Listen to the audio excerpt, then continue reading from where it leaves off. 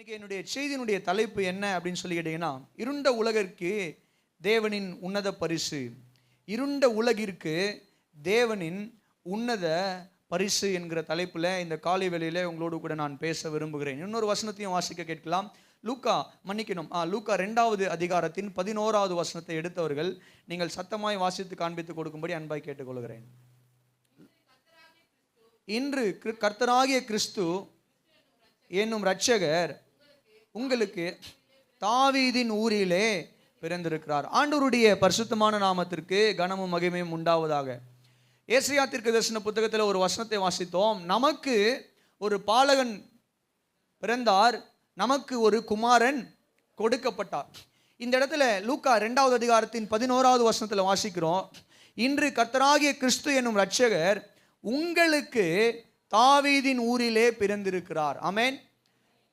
ஏசாயா 9:6 என்ன சொல்லுகிறது? நமக்கு பாலகன் பிறந்தார், நமக்காக பிறந்தார். ஆமென். நமக்காக பாலகனாக, நமக்காக குமாரனாக பிறந்தார். இங்க லூக்கா 2ல வாசிக்கிறோம், உங்களுக்கு கொடுக்கப்பட்டார். ஆமென் சொல்லுங்களேன். அப்ப கவனிங்க, இந்த காலை வேளையில ஆண்டவராகிய இயேசு கிறிஸ்து 2000 வருடங்களுக்கு முன்பதாக இந்த பூமியில அவர் பிறந்தார். அவர் எதற்காக பிறந்தார்? அவர் நமக்காக பிறந்தார்.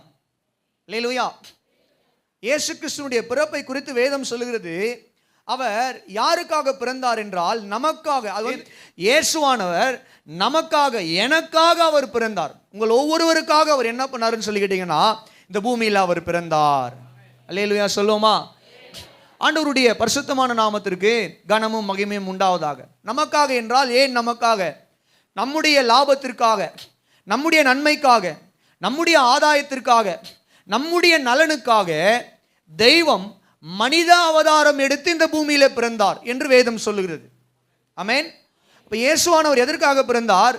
தேவதூதர்களுக்காக அல்ல, மற்ற இந்த உலக சிருஷ்டிப்புகளுக்காக அல்ல, மனு குலத்துக்காக, மனிதனுக்காக, உங்களுக்காக, எனக்காக இயேசுவானவர் இந்த பூமியில மனித அவதாரம் எடுத்து அவர் மனிதனாய் பிறந்தார்.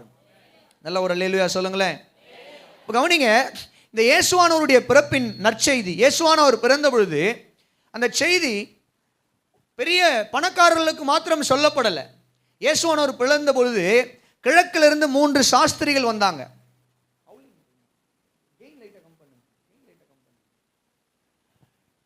இயேசுவானவர் பிறந்த பொழுது கிழக்கிலிருந்து 3 சாஸ்திரிகள் புறப்பட்டு வந்தாங்க. வேத அறிஞர்கள் சொல்லும் பொழுது என்ன சொல்றாங்கன்னு சொல்லிட்டீங்கன்னா, இவர்கள் சாஸ்திரிகள் மாத்திரமல்ல, அவர்கள் ராஜாக்கள். அவர்கள் யாருன்னு சொல்லி கேட்டீங்கன்னா 3 ராஜாக்கள். அப்போ இந்த 3 ராஜாக்கள் என்ன பண்றாங்க அப்படின்னு சொல்லி கேட்டீங்கன்னா, ஆண்டவராகிய இயேசு கிறிஸ்து பிறந்தபோது அவரை வணங்குவதற்காக, அவருக்கு நன்றி தெரிவிப்பதற்காக அவர்கள் தூர தேசத்திலிருந்து பிரயாணப்பட்டு நடந்து அவர்கள் கடந்து வந்தார்கள் என்று நம் வேதத்தில் வாசிக்கிறோம். அப்போ இயேசுவானவருடைய பிறப்பு இந்த சமுதாயத்தில் அதிக உச்சபட்ச அதிகாரம் கொண்ட மனிதன் யாருன்னா ராஜா. ராஜாவுக்கும் அறிவிக்கப்பட்டது. அதே வேளையில் இயேசுவானவர் பிறந்தார் என்கிற ஒரு செய்தி, நல்ல கவனிங்க, அதே யூதேயா தேசத்தின் எல்லைக்குள்ள, ஏதோ அந்த யூதேயா தேசத்தின் மலைப்பகுதிகளில் தங்களுடைய ஆடுகளை மேய்த்து கொண்டு இரவு நேரத்தில் அந்த ஆடுகளை பாதுகாத்து, அந்த ஆடுகளை பத்திரப்படுத்தி அந்த ஆடுகளை பாதுகாத்து கொண்டிருந்த சாதாரண எளிய மேய்ப்பர்களுக்கும் அறிவிக்கப்படுகிறது. ஆமென். இயேசுவானவர் பிறந்தார் என்கிற செய்தி நட்சத்திரம் மூலமாக பெரிய செல்வந்தர்களுக்கு அறிவிக்கப்பட்டது, ராஜாக்களுக்கு. அதே வேளையில் தேவதூதர்கள் மூலமாக இயேசுவானவர் பிறந்தார் என்கிற ஒரு செய்தி அன்றைக்கு இருந்த ஒரு சாதாரண எளிய நிலை மக்களாகிய மேய்ப்பர்களுக்கும் அறிவிக்கப்பட்டது. அப்போ கவனிங்க, இந்த இயேசுவானவர் ஒரு குறிப்பிட்ட மக்களுக்கு மாத்திரமல்ல, உயர்ந்தவர்களுக்கு மாத்திரமல்ல, தாழ்ந்தவர்களுக்கு மாத்திரமல்ல, இந்த உலகத்தில் இருக்கிற அத்தனை பேருக்காகவும், நம் ஒவ்வொருவருக்காகவும் இயேசு மனித அவதாரம் எடுத்து இந்த பூமியில் உதித்தார். அல்லேலூயா சொல்லுங்க.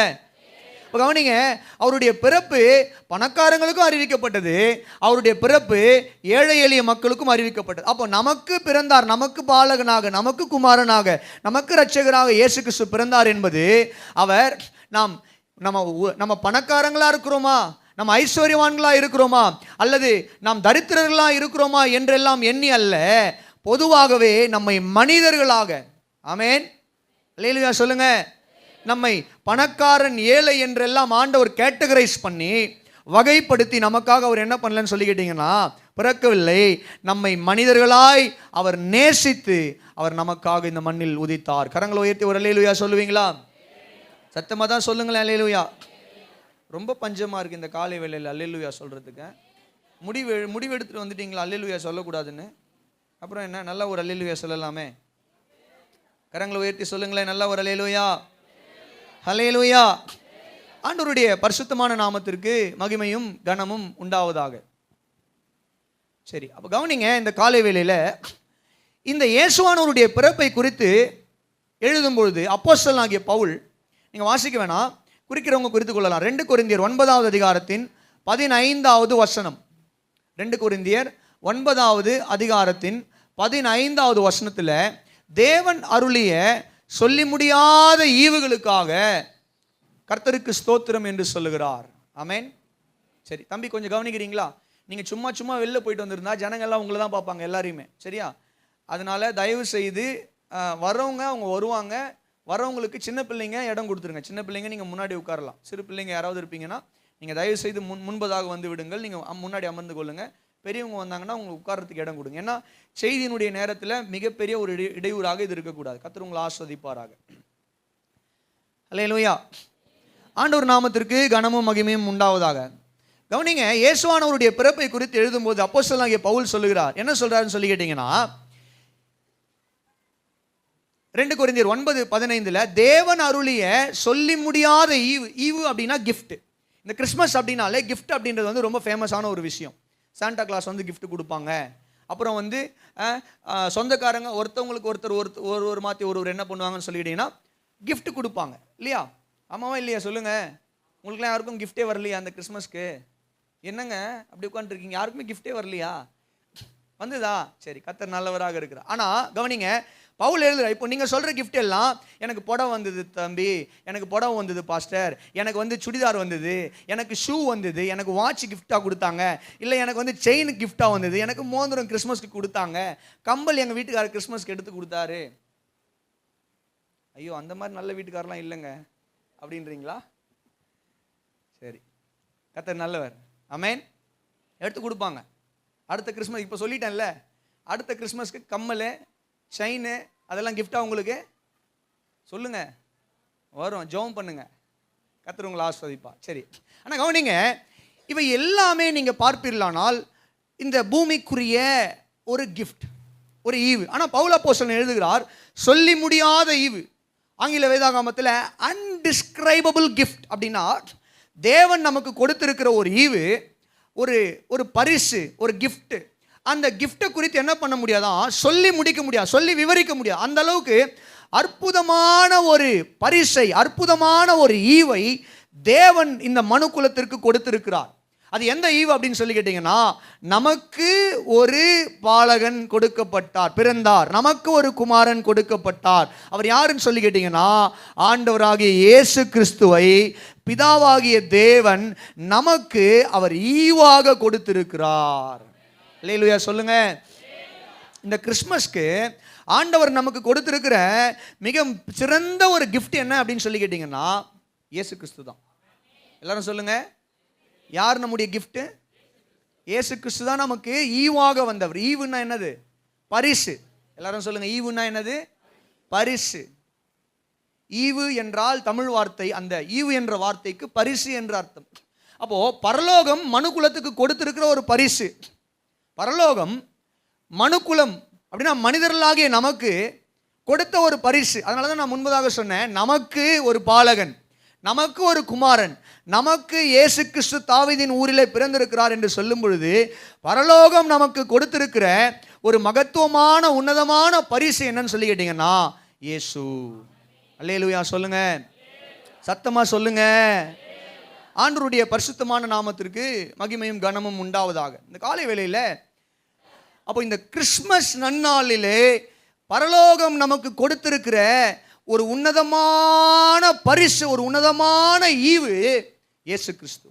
இன்னைக்கு ஒருவேளை நீங்கள் புது துணி எடுக்காதவங்க இருக்கலாம், இல்லை இன்னைக்கு ஒருவேளை நீங்கள் பணம் இல்லாமல் கடினமான ஒரு சூழ்நிலைக்குள்ளே இருக்கிறவங்க இருக்கலாம். ஐயோ இந்த கிறிஸ்மஸ்க்கு எங்களுக்கு யாரும் gift கொடுக்கலையே, அல்லது இந்த கிறிஸ்மஸில் உங்களுடைய வாழ்க்கையில் ஏதாவது ஒரு துக்கத்தில் நீங்கள் இருக்கலாம். ஆனால் இந்த காலை வேளையில் நான் சொல்கிறேன் பாருங்க, தேவன் உங்களுக்கு கொடுத்திருக்கிற ஒரு மிகச்சிறந்த ஒரு ஈவு, மிக சிறந்த ஒரு gift என்னன்னு சொல்லி கேட்டிங்கன்னா ஆண்டவராகிய இயேசு கிறிஸ்து. இயேசு தான் உங்களுடைய gift. எல்லாரும் சொல்லுங்க, இயேசு தான் என்னுடைய gift. அல்லேலூயா சொல்லுங்க, எல்லாரும் சொல்லுங்க, இயேசு தான் என்னுடைய gift. அப்போ நீங்கள் ஒரு வேளை யோசிக்கலாம், ஒரு புடவையை கொடுத்தா கட்டிக்கலாம், ஒரு சட்டையை கொடுத்தா மாட்டிக்கலாம், ஒரு ஷூ கொடுத்தா மாட்டிக்கலாம். இந்த இயேசுவை நான் கிஃப்டாக வச்சு என்னுடைய வாழ்க்கையில் என்ன பண்ணுறது? இந்த இயேசுவானவர் எனக்காக பரிசாக வந்தார் என்று வேதம் சொல்லுகிறதே, நமக்கு உங்களுக்கு அப்படின்னு சொல்லி இந்த 2 வசனத்தை காண்பித்தேன். இந்த இயேசுவானவர் ஏன் நமக்காக பரிசாக வந்தார், இந்த இயேசுவானவர் ஏன் உங்களுக்காக இந்த பூமியில் பரிசாக வந்தார், ஒரு 3 காரியத்தை சுருக்கமாய் சொல்லி இந்த காலை வேளையில் உங்களுக்காக ஜெபிக்க நான் விரும்புகிறேன். கர்த்தர் உங்களை ஆஸ்வதிப்பாராக. மறுபடியும் அந்த ஏசாயா 9வது அதிகாரத்தின் 6வது வசனத்தை நாம் வாசிக்க கேட்போம். ஏசாயா தீர்க்கதரிசன புத்தகம் 9வது. நமக்கு ஒரு பாலகன் பிறந்தார். போதும்பா, கவனிங்க. ஆண்டவருடைய நாமத்திற்கு மகிமையும் கனமும் உண்டாவதாக. நமக்கு ஒரு பாலகன் பிறந்தார், நமக்கு ஒரு குமாரன் கொடுக்கப்பட்டார். கவனிங்க, 2 வித்தியாசமான வார்த்தைகள் பயன்படுத்தப்படுகிறது. நமக்கு ஒரு பாலகன், நமக்கு ஒரு பாலகன், நமக்கு ஒரு குமாரன். நல்லா கவனிங்க, இந்த 2 வார்த்தைக்குமே வித்தியாசம் உண்டு. நமக்கு ஒரு பாலகன் என்றால், பாலகன் என்பது பேபி, குழந்தைகளை குறிப்பது, மனுஷனை குறிக்கிற ஒரு வார்த்தை. அப்போ நமக்கு ஒரு பாலகன் என்றால் இயேசுவானவர் நமக்காக மனிதனாக இந்த பூமியில் உதித்தார். சரி, அதே வேளையில் அந்த வசனத்தினுடைய அடுத்த வரி சொல்லுகிறது, நமக்கு ஒரு குமாரன் கொடுக்கப்பட்டார். குமாரன் என்றால் இயேசு கிறிஸ்துனுடைய தெய்வீக தன்மையை குறிக்கிறது. அதாவது திரியேக தெய்வம், பிதா குமாரன் பரிசுத்தாவின்னு சொல்றீங்களா? அப்போ பிதாவின் ஒரே பேரான குமாரன் என்று இயேசுவானவரை நம்ம என்ன பண்றோம், வேதத்தில் அடையாளப்படுத்துகிறோம். அப்போ நமக்கு ஒரு குமாரன் என்று சொல்லும் பொழுது இயேசுவானவர் மனிதனாய் மாத்திரமல்ல, அவர் தேவனாகவும் பிறந்தார். அல்லேலூயா. கவனிங்க, நமக்கு ஒரு பாலகன், நமக்கு ஒரு குமாரன், 2த்தையுமே நம்ம இணைக்கணும். 2த்தையுமே நம்ம என்ன பண்ணக்கூடாதுன்னு சொல்லிட்டுனா பிரிக்கக்கூடாது. நமக்கு ஒரு பலரும் சொல்லுங்க, நமக்கு ஒரு, இந்த பாலகன் குமாரன் என்கிற இந்த 2 சத்தியத்தை பிரிக்கக்கூடாது, பிரிக்கவும் முடியாது. இயேசுவானவர் 100% மனிதனாய் பிறந்தார். அவர் மனிதனாக பிறந்திருந்தாலும் இயேசுவானவர் 100% தேவனாக இருந்தார். அல்லேலூயா. சரி, கவனிங்க. இப்போ இயேசுவானவர் ஏன் மனிதனாகவும் வரணும், ஏன் தேவனாகவும் வரணும்? 100% அவர் மனுஷனாக பிறந்திருந்தாலும் அவர் அந்த மனுஷ சரீரத்தில் அவர் தேவனாகவும் இருந்தார். ஏன் அவர் தேவனாகவும் இருக்க வேண்டும்? ஏனென்றால், நல்ல கவனிங்க, இந்த உலகத்திற்கு இரட்சகர் அவசியம். அல்லேலூயா சொல்லுங்களேன். இந்த உலகத்துக்கு யார் தேவை? இரட்சகர் தேவை. நல்ல கவனிங்க. ஆண்டவருடைய நாமத்திற்கு கனமும் மகிமையும் உண்டாவதாக. ஆண்டவர் இந்த பூமியை சிருஷ்டித்து அவர் மனுக்குலத்தை சிருஷ்டித்த போது மனிதன் தேவனை விட்டு விலகி, அவன் தேவனை விட்டு விலகி பாவத்தின் பக்கமாய் போனபடினால மனுக்குலம் தேவனை மறந்து அவங்க என்ன பண்ணாங்கன்னு சொல்லி கேட்டீங்கன்னா, தேவனை விட்டு விலகி மனுக்குலம் பாவத்தில் சிக்கிக் கொண்டது. அப்போ எல்லா மனுஷனுக்குள்ளேயும் என்ன இருக்குது அப்படின்னு சொல்லி கேட்டிங்கன்னா, இந்த பாவம் செய்கிற தன்மை இருக்குது. அதனால தான் நான் எப்பவுமே சொல்லுவேன், ஒரு பிள்ளை பிறக்குது, அந்த பிள்ளைக்கு யாரும் தவறு செய்ய சொல்லி கொடுக்காமையே அந்த பிள்ளை என்ன பண்ணுது? தவறு செய்கிறது. அப்போது ஒரு மனிதன், பாவம் செய்கிற மனிதன் என்ன பண்ண முடியாதுன்னா, அந்த மனிதனுடைய ஆத்துமா, அந்த மனிதனுடைய உள்ளான மனுஷன் பரலோகம் என்கிற நித்திய வாழ்க்கைக்குள்ளே போக முடியாது. அப்போ அந்த மனிதனுடைய, இந்த பூமியில் மனிதன் செய்கிற பாவத்திற்கு இந்த பூமியிலேயே ஒரு விமோச்சனம் கிடைக்க வேண்டும். ஆமென். இந்த பூமியில் மனிதன் செய்த பாவத்திற்கு இந்த பூமியிலேயே என்ன கிடைக்கணும்? ஒரு விடுதலை கிடைக்க வேண்டும். அந்த விடுதலை கிடைக்க வேண்டுமானால் அது நித்தியமான ஒரு விடுதலையாக இருக்கணும், எல்லாருக்கும் கிடைக்கணும். ஒரு 2 வருஷம் விடுதலை, 5 வருஷம் விடுதலை கிடையாது. அந்த மனிதன் வாழ்நாளெல்லாம் சுகித்திருக்கும்படியாக, அந்த மனிதனுடைய ஆத்துமா மீட்கப்பட்டு பரலோகத்தோடு கூட இணைக்கும்படியாக ஒரு விடுதலை கிடைக்க வேண்டும். அதே போல் அது குறிப்பிட்ட நபர்களுக்கு மாத்திரமல்ல, ஒட்டுமொத்த எல்லா இந்த உலகத்தில் இருக்கிற அத்தனை மக்களுக்குமே அந்த விடுதலை கிடைக்க வேண்டும். எதிலிருந்து விடுதலை? பாவத்திலிருந்து விடுதலை. ஒரு மனிதனுக்கு இந்த பாவத்திலிருந்து, உள்ளான மனுஷனுக்குள்ள இருக்கிற அந்த ஆத்துமாவில் விடுதலை கிடைக்குமானால் இந்த உலகத்தில் இருக்கக்கூடிய மற்ற எல்லா விதமான சாபங்கள்லேருந்து, போராட்டம், பிசாசு கொண்டு வருகிற எல்லா விதமான காரியங்கள்லேருந்து நாம் விடுதலையை பெற்றுக்கொள்ள முடியும். அப்போ கவனிங்க, இப்படிப்பட்ட ஒரு விடுதலையை ஒரு மனிதன் இன்னொரு மனிதனுக்கு கொடுக்க முடியாது. ஒரு மனிதன் இன்னொரு மனிதனுக்கு என்ன பண்ண முடியாதுன்னு சொல்லி கேட்டீங்கன்னா, உங்களுடைய ஆத்துமாவுக்கு விடுதலையை இன்னொரு மனுஷன் கொடுக்க முடியாது. ஆமென், அல்லேலூயா சொல்லுங்களேன்.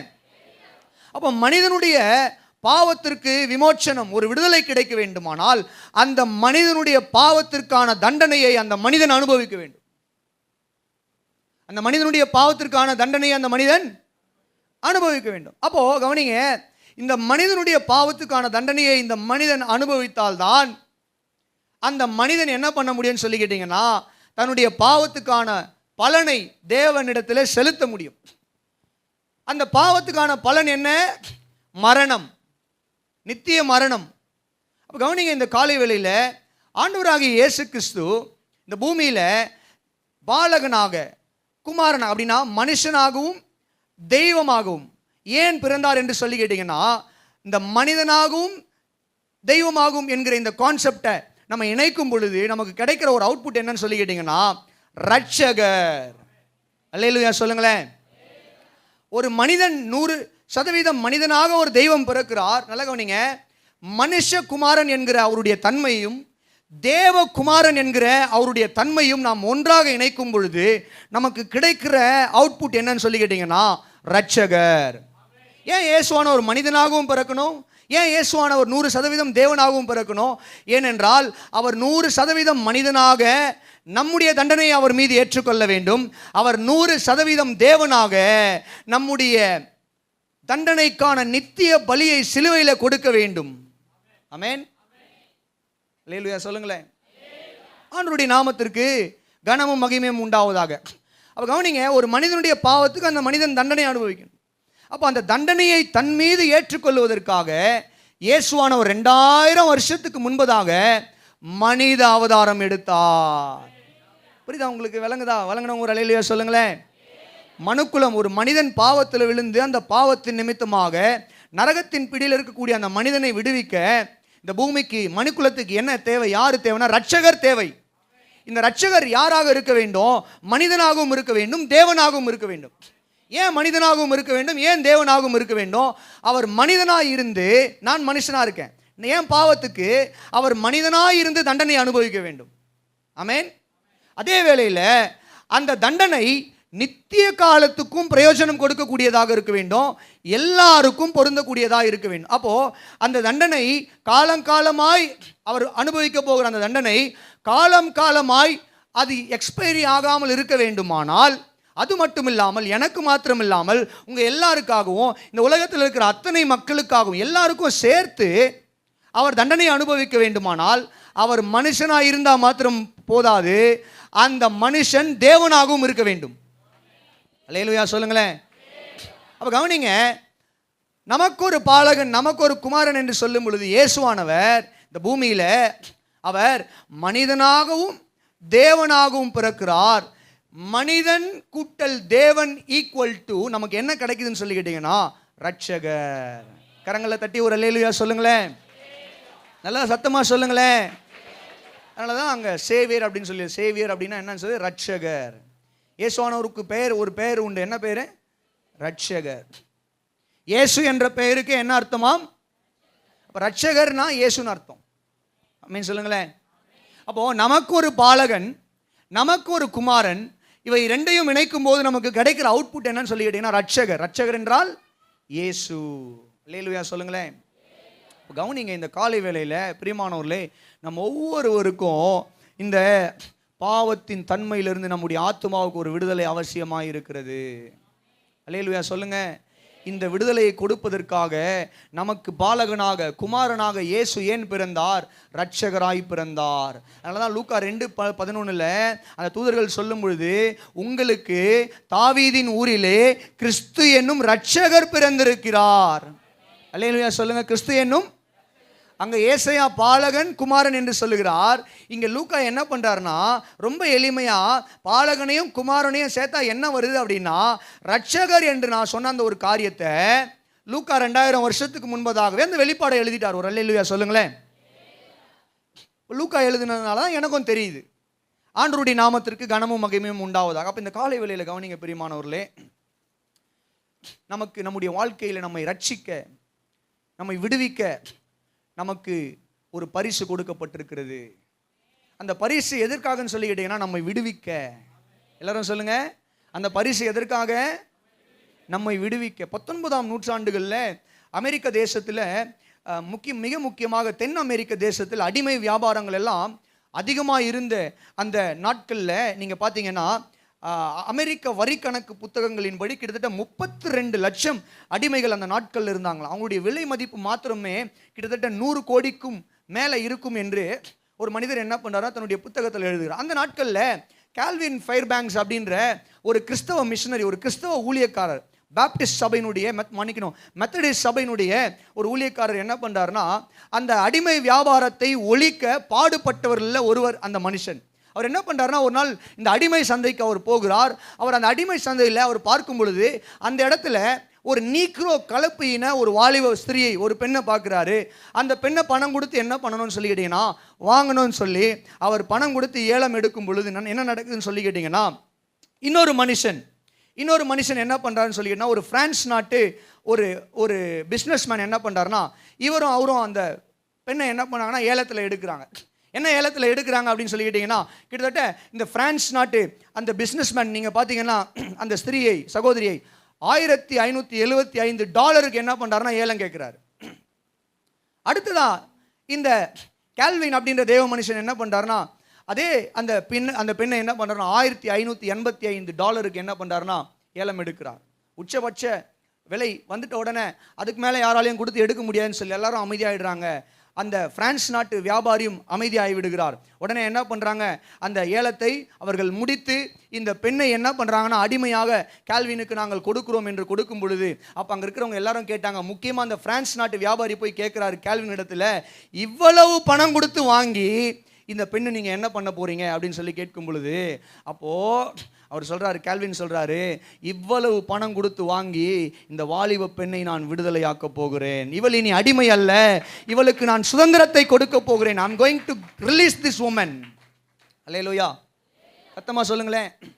இதே போல தான் இயேசு கிறிஸ்துவும் கூட சிலுவையில் அவருடைய சொந்த ரத்தத்தையே, விலையேற பெற்ற ரத்தம், தெய்வம் நமக்காக அவருடைய விலையேற பெற்ற ரத்தத்தையே நமக்காக சிந்தி அவர் நம்மை என்ன பண்ணியிருக்கிறாருன்னு சொல்லி கேட்டிங்கன்னா, நம்முடைய ஆத்மாவை என்ன பண்ணியிருக்காருன்னு சொல்லி கேட்டிங்கன்னா, இந்த உலகத்தின் பாவத்தின் பிடியிலிருந்து நமக்கு ஒரு விடுதலையை கொடுத்திருக்கிறார். கரங்களை தட்டி ஒரு அல்லேலூயா சொல்லுவோமா?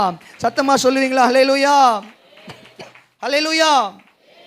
ஆண்டவருடைய நாமத்திற்கு கனமும் மகிமையும் உண்டாவதாக. ஒரு வாலிப பையன், ஒரு சின்ன பிள்ளை, அது என்னாச்சுன்னு சொல்லி கேட்டிங்கன்னா, ஒரு நாள் ஒரு கிணத்துல விழுந்துருச்சான். அந்த கிணத்துல விழுந்துட்ட உடனே மேலே இருக்கிற எல்லாரும் சொல்கிறாங்க, என்ன சொல்கிறாங்க, தம்பி கையை இப்படி ஆட்டு, கையை மேலே தூக்கி ஆட்டு. ஒரு சிலர் சொல்கிறாங்க, நீ என்ன பண்ணு, அப்படியே கையை மேலே தூக்கி பிடிச்சேன்னா உள்ளே போனாலும் மேலே வருவேன், என்னென்னவோ சொல்கிறாங்க. விழுந்த அந்த பையனுக்கு என்ன பண்ணுறதுன்னு தெரியல. அவன் மூச்சு விட முடியாமல் தண்ணியில் தத்தளித்து கொண்டிருக்கிறான். எல்லாரும் சொல்கிறாங்க, எப்பா கயிறு போடுறேன் பிடிப்பா. இல்லை பக்கத்தில் ஒரு படி தெரியுது பாரு, அந்த படியை பிடித்துக்கொள். ஒவ்வொருத்தரும் ஒவ்வொரு மாதிரி சொல்லிக்கிட்டு இருக்காங்க. ஆனால் ஒரு மனுஷன் வந்தார், எல்லாரையும் தள்ளிப்போ தள்ளிப்போ தள்ளிப்போ தள்ளிப்போ தள்ளிப்போன்னு சொல்லிட்டு என்ன பண்ணாருன்னு சொல்லிக்கிட்டீங்கன்னா, நேராக கிணத்துக்குள்ளே குதிச்சு அந்த பையனை நீந்தி எடுத்து என்ன பண்ணாருன்னு சொல்லிக்கிட்டீங்கன்னா மேலே கொண்டு வந்துட்டார். அல்லேலூயா சொல்லுங்களேன். இயேசுவானவருடைய பிறப்பும் இப்படி தான். பாவம் என்கிற கிணத்துக்குள்ளே நம்ம எல்லாம் விழுந்து கிடந்தோம். ஒட்டுமொத்த மனுக்குலமும் விழுந்து கிடந்தது. இந்த பாவம் என்கிற இந்த சாபத்தில் இருந்து, இந்த பாவம் என்கிற ஒரு மோசமான ஒரு காரியத்திலிருந்து வெளியே வர மனுக்குலத்தால் முடியல.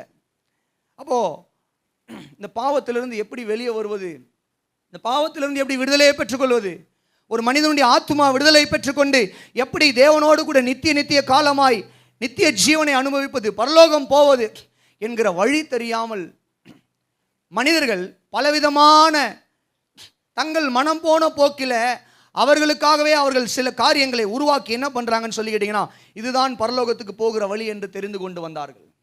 ஆனால் காலம் வந்த பொழுது ஆண்டவராகிய இயேசு கிறிஸ்து என்ன பண்ணார்னா, இல்லைப்பா அதெல்லாம் வழி கிடையாதுப்பா, நான் காட்டுறேன் வழியை, வழி யாருன்னா நான் தான் வழின்னு சொல்லி அவர் கிணத்துக்குள்ளே குதிச்சு உங்களையும் என்னையும் பாவ சேற்றிலிருந்து தூக்கி மீட்டெடுத்த நல்ல தெய்வமாக இருக்கிறார். கரங்களை உயர்த்தியோ தட்டியோ ஒரு அல்லேலூயா சொல்லுங்களேன், சத்தமாக சொல்லுங்களேன். ஆண்டவருடைய நாமத்திற்கு கனமும் மகிமையும் உண்டாகுது. அப்போ கவனிங்க, முதல் குறிப்பை நான் சுருக்கமாக சொல்லி நான் அடுத்த குறிப்புக்கு கடந்து செல்கிறேன். இந்த கிஃப்ட் இயேசுவானவர் இந்த பூமியில் நமக்கு கொடுக்கப்பட்ட மிகச்சிறந்த ஈவு. நம்முடைய சட்டையோ, நம்முடைய பேண்ட்டோ, அல்லது நம்முடைய சாரியோ, நம்முடைய அல்லது எந்த ஒரு ஷூஸோ, பலவிதமான கிஃப்ட்ஸ் இன்னைக்கு உங்களுக்கு இருக்கலாம். இவைகள் எல்லாவற்றை காட்டிலும் கிறிஸ்மஸ்க்கு உங்களுக்கு கிடைச்சிருக்கிற ஒரு மகா மேன்மையான ஒரு பரிசு இயேசு என்கிற ஒரு பரிசு. அந்த இயேசு நம்முடைய இரட்சகராக இருக்கிறார். அல்லேலூயா சொல்லுங்களேன். இந்த பரிசு ஏன் கொடுக்கப்பட்டது? நம்மை ரட்சிக்க கொடுக்கப்பட்ட ஒரு பரிசு. எல்லாரும் சொல்லுங்க, இந்த பரிசு ஏன் கொடுக்கப்பட்டது? நம்மை ரட்சிக்க கொடுக்கப்பட்ட பரிசு. பக்கத்தில் இருக்க உங்களுக்கு கை கொடு சொல்லுங்க, உங்களை ரட்சிக்க உங்களுக்கு கொடுக்கப்பட்ட பரிசு தான் இயேசு கிறிஸ்து. ஆமென். அல்லேலூயா. ஆண்டவருடைய நாமத்திற்கு கனமும் மகிமையும் உண்டாவதாக. நல்ல ஒரு அல்லேலூயா சொல்லுங்களேன். தென் அமெரிக்க காடுகளில் சில காலம் தங்கி, அதாவது சுற்றி திரிந்த ஒரு மனுஷன் எட்வர்ட் அப்படின்றவர் தன்னுடைய அனுபவங்களை எழுதும் போது இப்படி எழுதுகிறார். ஒரு நாள் காட்டுக்குள்ள ஒரு பறவையை அவர் பார்க்குறாரு. அந்த பறவை வித்தியாசமான சத்தத்தை எழுப்பி குறிப்பிட்ட கிளையை சுற்றி சுற்றி வருகிறது. கண்டுபிடிச்சிட்டாரு, இந்த அடர்த்தியான கிளைகளுக்குள்ள எங்கேயோ ஒரு இடத்துல இந்த குருவி தன்னுடைய கூடை கட்டி இருக்கிறது. ஏன் கத்துது அப்படின்னு சொல்லி பார்க்கும் பொழுது, ஒரு மோசமான ஒரு விஷப்பாம்பு அந்த பறவையினுடைய கூட்டுக்குள்ளே இருக்கக்கூடிய அந்த முட்டைகளையும் அதுக்குள்ளே இருக்கக்கூடிய அந்த தாய் பறவையும் கவுவதற்காக மரத்தின் மீது ஏறுகிறது.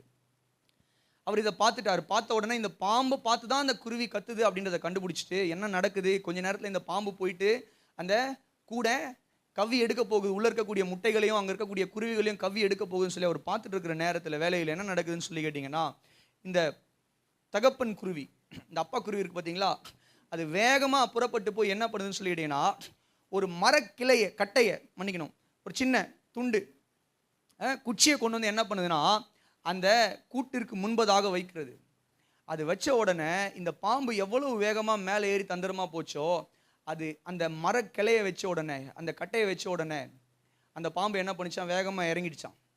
இவருக்கு ஒன்றுமே புரியலையா. இவர் என்ன பண்ணாராம், உடனே அந்த மரத்தில் இருக்கிற அந்த குச்சியை எப்படியாவது எடுக்கணும்னு சொல்லி அந்த குச்சியை எடுத்து கொண்டு போய் அந்த பகுதியில் இருக்கிற காட்டுவாசிகள் இடத்துல கொடுத்து கேட்டாராம். அப்போ அவங்க சொன்னாங்களாம், இந்த குச்சிக்கு பேர், இந்த மரக்கிளை, இந்த செடிக்கு பேர் என்னன்னு சொல்லி கேட்டிங்கன்னா பாம்பு விரட்டி குச்சி. இது இந்த கட்டையிலிருந்து வரக்கூடிய இந்த வாசனைக்கு எந்த ஒரு பாம்பும் என்ன பண்ணாதுன்னு சொல்லி கேட்டிங்கன்னா அண்டாது, அது விலகி போயிடும் அப்படின்னு சொல்லுவோம். நாங்களே இந்த குச்சியை தொடுறதுக்கு, இந்த காரியங்களை எல்லாம் கையால் தொடுவதற்கு பயப்படுவோம், அது ஒரு விஷம் உள்ளது அப்படின்னு சொல்லி அவர் சொன்ன பொழுது அவர் அப்போ தான் அறிந்து கொண்டாராம். அல்லேலூயா. கவனிங்க, இதே போல தான் இந்த கூடு நம்முடைய வாழ்க்கை. ஆமென். இந்த கூடு நம்முடைய வாழ்க்கை.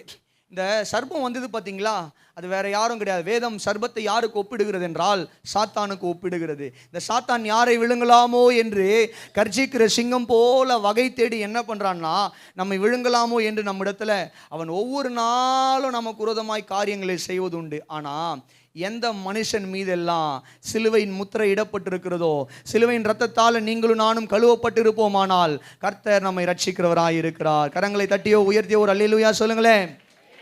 காலை வேளையில் நான் சொல்கிறேன், பிரியமானவர்களே, இந்த இயேசுவானவர் இரட்சகராய் பிறந்தார். ஆமென். இரட்சகராய், சத்தமாக சொல்லுங்க, இரட்சகராய் பிறந்தார். எதிலிருந்து ரட்சிக்கிறார்? நம்மை பாவத்திலிருந்து, இந்த உலகத்தின் சாபத்திலிருந்து நம்மை ரட்சிக்கக்கூடிய ஒரு நல்ல இரட்சகராக இயேசு நமக்காக பிறந்தார். ஆமென். அப்போ நமக்கு கொடுக்கப்பட்டிருக்கிற ஈவு இரட்சகர் என்கிற ஈவு. ரெண்டாவதாக வாசிங்க அதே வசனத்தை, எசையா 9:6 வாசிக்கிறோம். நமக்கு ஒரு பாலகன் பிறந்தார், நமக்கு ஒரு குமாரன் கொடுக்கப்பட்டார். நல்ல கவனிங்க, கர்த்தர்த்துவம் அவர் தோளின் மேல் இருக்கும் அப்படின்னா அவர் என்ன, அது ரொம்ப சிம்பிளிஃபை பண்ணி டிரான்ஸ்லேட் பண்ணணும்னா என்ன, எப்படி அதை மொழிபெயர்க்கலாம்னு சொல்லிட்டீங்கன்னா, அவர் தம்முடைய ஜனங்களை ஆளுகை செய்வார். கர்த்தர்த்துவம் என்று சொல்லும்போது ராஜரீகம், கவர்மெண்ட், ஆளுகை, அரசாட்சி அவருடைய தோளின் மீது இருக்கும். அப்படின்னா என்ன அர்த்தம் சொல்லிக்கிட்டீங்கன்னா, அவர் தம்முடைய ஜனங்களை ஆளுகை செய்வார். எல்லாரும் சொல்லுங்க,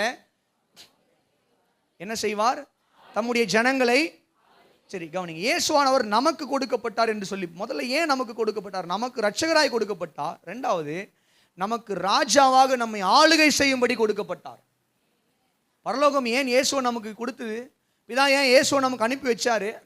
நம்மை ரட்சிக்கும்படியாக மாத்திரமல்ல, நம்மை ஆளுகை செய்யும்படியாக.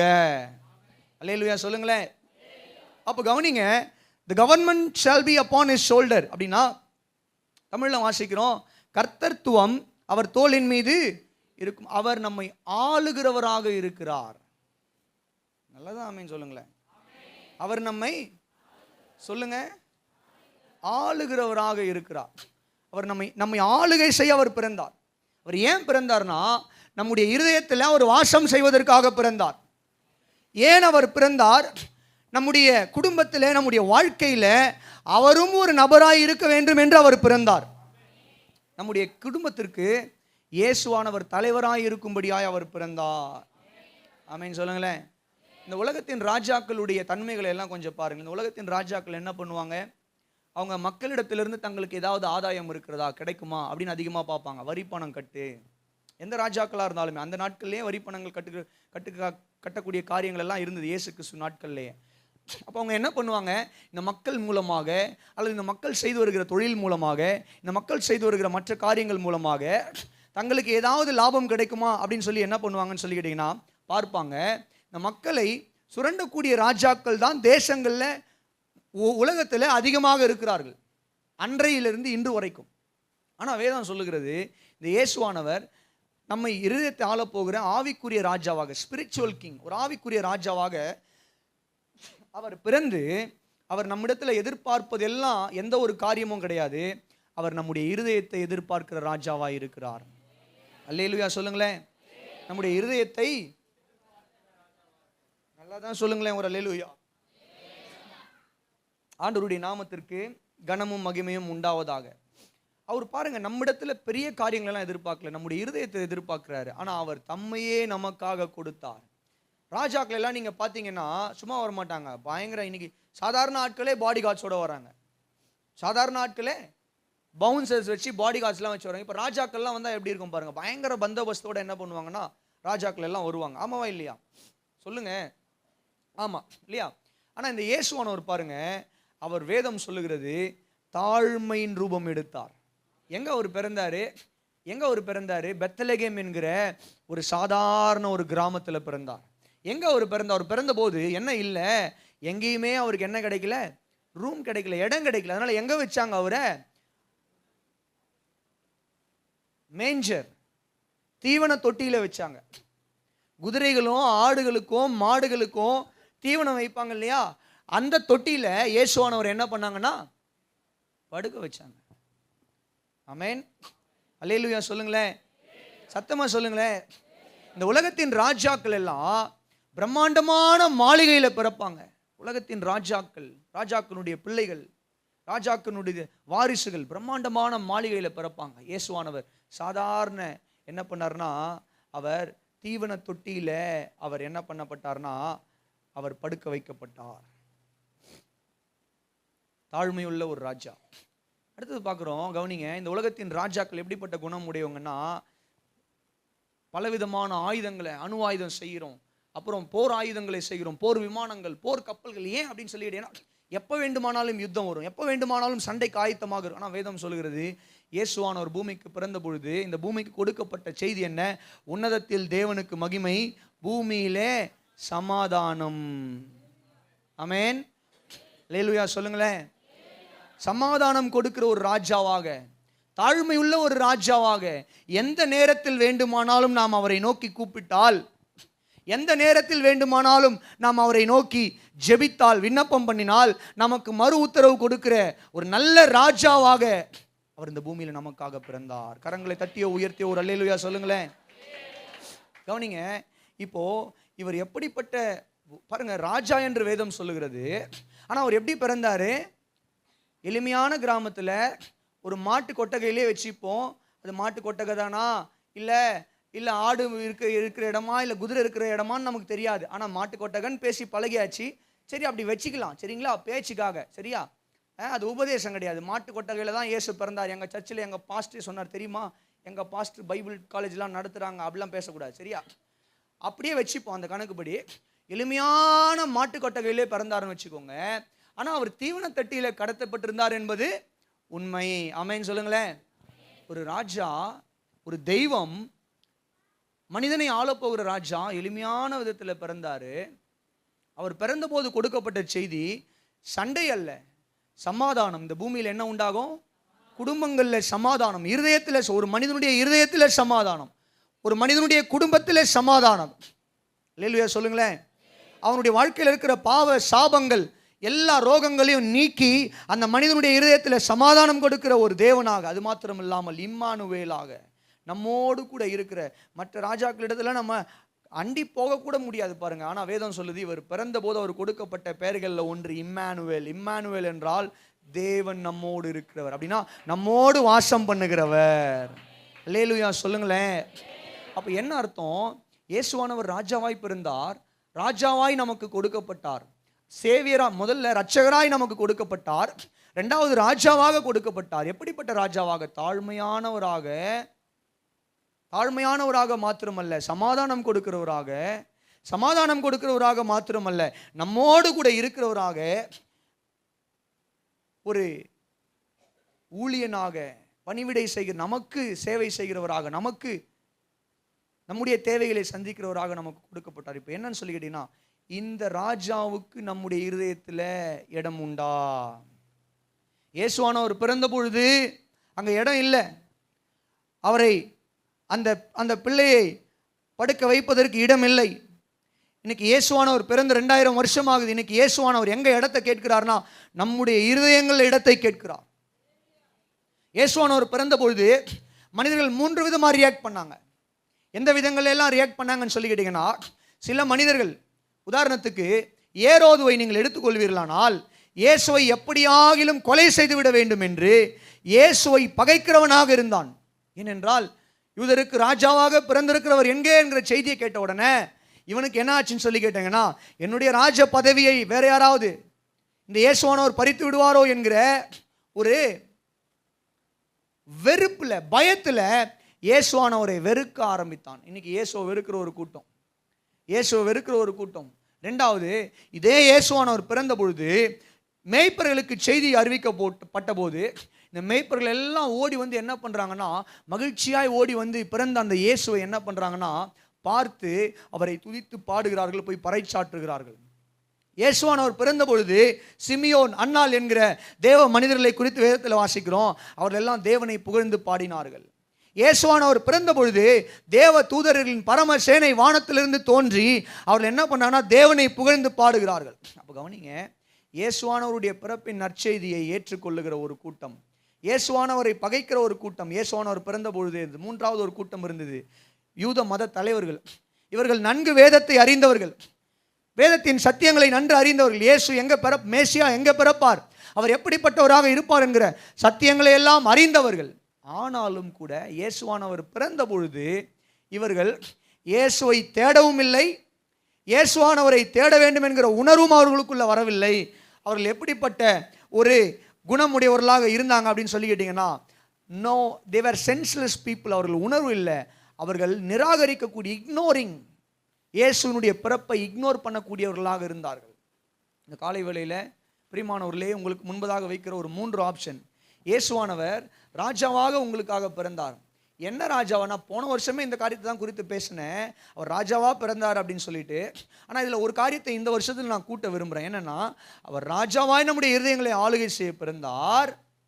அவருடைய ஆளுகைக்கு நம்முடைய வாழ்க்கையில் நாம் இடம் கொடுத்துருக்கிறோமா? ஆமென், அல்லேலூயா சொல்லுங்க. அல்லது இந்த இயேசுவானவரை பரிசேயர்களும் சதுசேயர்களும் நிராகரித்தது போல, இயேசுவானவர் பிறந்தார் என்று சொல்ல போது முதல்ல யார் வந்து பார்த்துருக்கணும்? பரிசேயர்கள் வந்து பார்த்துருக்கணும். ஏன்னா அவர்கள் தான் இயேசுவானவருடைய, மேசியாவுடைய பிறப்பை எதிர்பார்த்திருந்தவர்கள். வரல. they have ignored the birth of Jesus.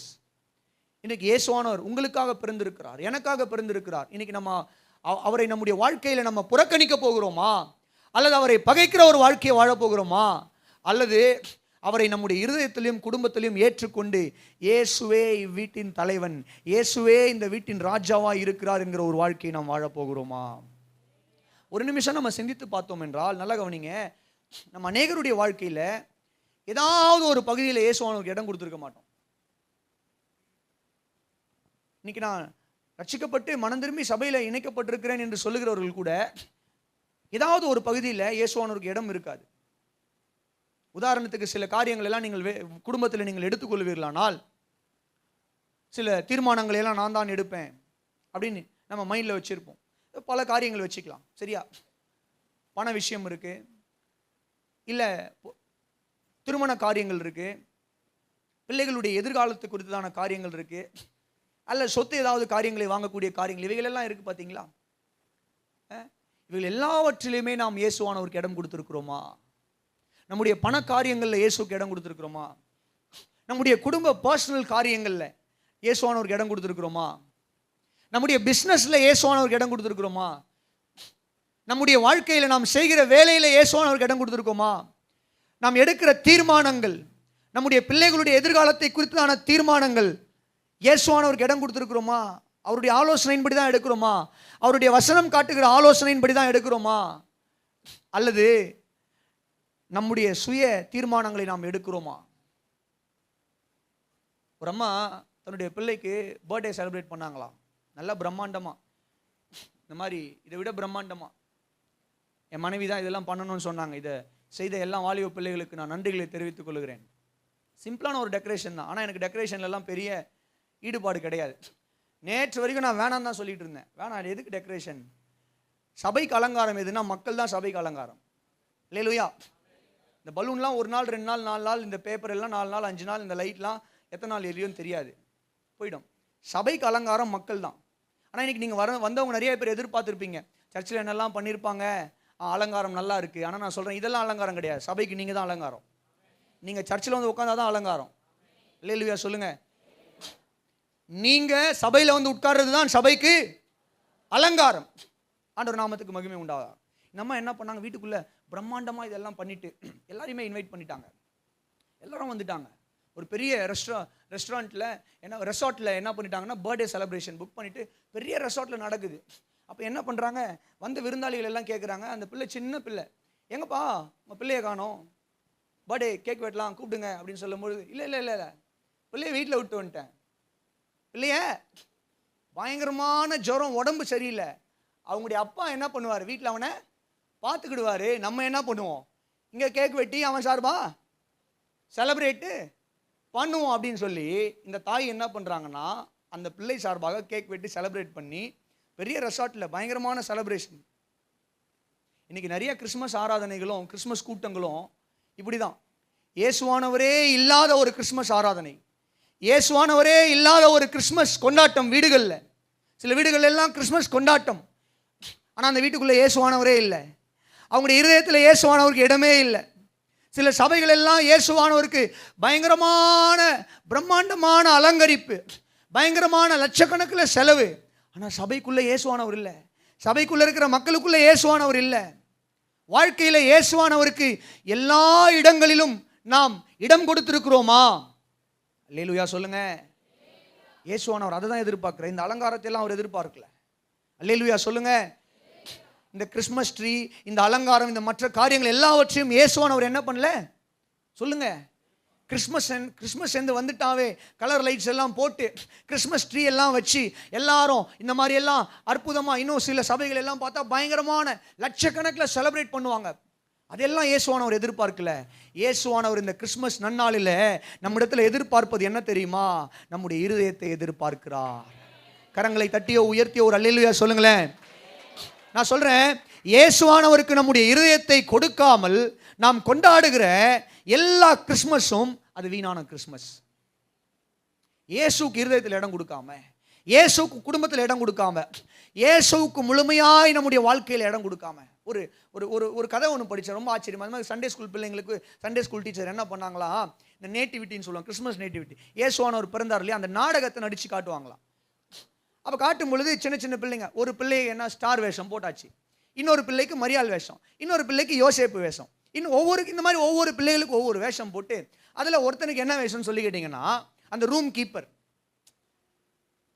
இப்போ மரியாளும் யோசேப்பும் வந்து இந்த ரூம் கீப்பர் கிட்ட கேள்வி கேட்கணும், ஐயா எங்களுக்கு குழந்தை பிறந்திருக்கு, உங்களுடைய சத்திரத்தில் இடம் இருந்தால் கொஞ்சம் தரீங்களா? இவன் என்ன சொல்லணும்? நோன்னு சொல்லணும். அதானே பைபிளில் வருது, பைபிள் அப்படி தான் இருக்குது இல்லையா? இவங்க போய் அறை கேட்கும்போது அவங்க என்ன சொல்லணும்? ரூம் இல்லைங்க அப்படின்னு சொல்லணும். இவன் என்ன பண்ணுறான், இந்த நேட்டிவிட்டி நடக்குது பெரிய சர்ச்சில் பிரம்மாண்டமாக நாடகம் நடத்திக்கிட்டு இருக்காங்க. இப்போ மரியாளும் யோசேப்பும் போயிட்டு என்ன பண்ணுறாங்கன்னா, கதவை தட்டி கேட்குறாங்க, ஐயா எங்களுக்கு பிள்ளை பிறந்திருக்கு, வைக்கிறதுக்கு இடம் இல்லை, உங்களுடைய சத்திரத்தில் இடம் இருந்தால் கொஞ்சம் தரீங்களா அப்படின்னு உடனே, உலகத்தின் ரட்சகர் மேசியா பிறந்திருக்காரு, இடம் கொடுப்பீங்களா அப்படின்னு சொல்லி கேட்ட உடனே, மேசியா பிறந்திருக்காரா, இயேசு பிறந்திருக்காரா, வாங்க வாங்க வாங்க என் சத்திரத்தில் இடம் இருக்குன்னு சொல்லி இவன் என்ன பண்ணான்னா உள்ளே கூட்டு போய் இடம் கொடுத்துட்டான். சண்டே ஸ்கூல் டீச்சருக்கு ஒன்றுமே புரியல. என்னவோ சொல்லி சமாளித்து என்ன பண்ணாங்கன்னா அந்த நாடகத்தை முடிச்சிட்டாங்க. முடிச்சுட்டு அந்த பையனை கூப்பிட்டு கேட்டாங்க, என்ன கூப்பிட்டாங்க, டேய் ஸ்கிரிப்ட் என்ன? கதவை தட்டி இயேசுக்கு இடம் இருக்கான்னு சொல்லி கேட்டா நீ என்ன சொல்லணும்? இல்லைன்னு தானே சொல்லணும். நீ ஏன்டா இடம் கொடுத்த அப்படின்னு சொல்லும் போது அவன் சொன்னானா, சண்டே ஸ்கூல் டீச்சரை பார்த்து எனக்கு என்னவோ தெரியல, ஏசப்பாக்கு இடம் கொடுங்கன்னு கேட்கும் போது ஏசப்பாக்கு இடம் கொடுக்காம என்னால் இருக்க முடியுமா? எல்லாரும் பார்க்குறாங்களே, ஏசப்பாக்கு நான் இடம் கொடுக்காம என்னால் இருக்க முடியாது, எல்லாரும் பார்க்குறாங்க, என்ன தப்பாக எடுத்துப்பாங்கல்ல. அப்போ ஏசப்பாக்கு நான் இடம் கொடுக்கணும்ல, வந்திருக்கிறது ஏசப்பான்னு தெரிஞ்சோம், நான் இடம் கொடுக்கலன்னா தப்பு தானே டீச்சர், அதனால நான் ஏசப்பாக்கு இடம் கொடுத்துட்டேன். ஒரு அல்லேலூயா சொல்லுங்களேன், சத்தமாக சொல்லுங்களேன். This makes our Christmas meaningful. நம்முடைய கிறிஸ்மஸ் அர்த்தமுள்ள கிறிஸ்மஸாக மாறணும்னா இயேசுவானவர் நம்முடைய இருதயத்தில் இருக்கணும், நம்முடைய குடும்பத்தில் இருக்கணும். இயேசுவை நம்முடைய குடும்பத்தில் ஏற்றுக்கணும். என்னவா ஏற்றுக்கணும்? ரட்சகராக ஏற்றுக்கொள்ள வேண்டும். அல்லேலூயா சொல்லுங்களேன்.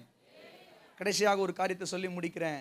முதல்ல ரட்சகராக கொடுக்கப்பட்டார், ரெண்டாவது ராஜாவாக கொடுக்கப்பட்டார். ஆமென். நம்மை ஆளுகிற ராஜாவாக கொடுக்கப்பட்டார். மூன்றாவது அவர் நாமம் அதிசயமானவர், ஆலோசனை கர்த்தர், வல்லமையுள்ள தேவன், நித்திய பிதா, சமாதான பிரபு எனப்படும். அப்படின்னா அவருடைய இயேசுவானவர் பிறப்பதற்கு முன்பதாகவே அவர் கொடுக்கப்பட்ட பல பெயர்களில் ஒன்று. இந்த பெயர்கள் எல்லாம் என்ன சொல்லுது? அதிசயமானவர், அதிசயங்களை செய்கிறவர், ஆலோசனை கர்த்தர், நல்ல ஆலோசனை கொடுக்கிறவர், வல்லமையுள்ள தேவன், அவர் நம்முடைய வாழ்க்கையில் தம்முடைய வல்லமையை வெளிப்படுத்துகிறவர், நித்திய பிதா, நமக்கு ஒரு நல்ல தகப்பனாக இருக்கக்கூடியவர், சமாதான பிரபு, நமக்கு சமாதானத்தை கொடுக்கிறவர். அப்படின்னா என்ன அர்த்தம்? இயேசுவானவர் ரட்சகராக கொடுக்கப்பட்டார், இயேசுவானவர் ராஜாவாக கொடுக்கப்பட்டார். இப்போ இயேசுவானவர் நம்முடைய வாழ்க்கையின் ஒவ்வொரு தேவைகளையும் சந்திக்கக்கூடிய உதவியாளனாக நமக்கு கொடுக்கப்பட்டார். அல்லேலூயா சொல்லுங்களேன். வந்தோடனே நீங்கள் படிச்சிருப்பீங்க ஒண்டர்ஃபுல் அப்படின்னு நீங்கள் எழுதிருக்கோம். ஏன் இந்த ஒண்டர்ஃபுல்னு எழுதியிருக்கோம்? இயேசுவானவருடைய பெயரில் ஒன்று ஒண்டர்ஃபுல். ஒண்டர்ஃபுல் அப்படின்னா அதிசயமானவர்.